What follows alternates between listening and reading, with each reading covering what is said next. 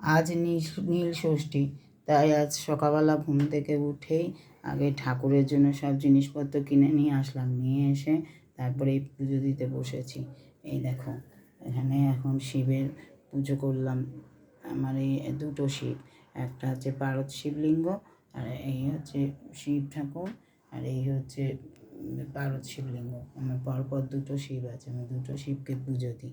তো এই দুটো শিবের পুজো আজকে করলাম। দুটো সন্তান, আমার বউ, তিনটে সন্তান আমার, এই তিনটে সন্তানের জন্য ঠাকুরের কাছে কামনা করলাম, তিনটে সন্তানের জন্য প্রদীপ জ্বালালাম, এইভাবে পুজো দিলাম আজকে।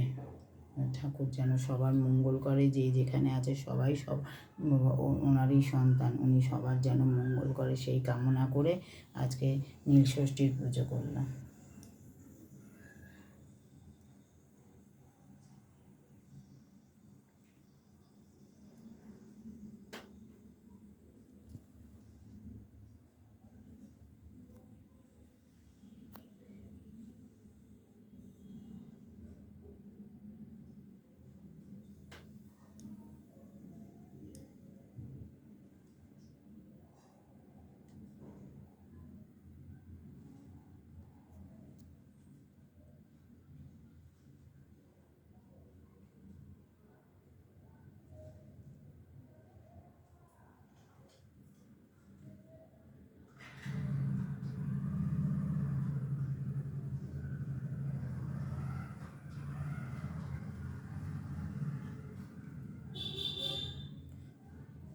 শিবের মাথায় জল ঢালা হয়ে গেল, আবার সন্ধ্যের সময় আবার এসে জল ঢালবো।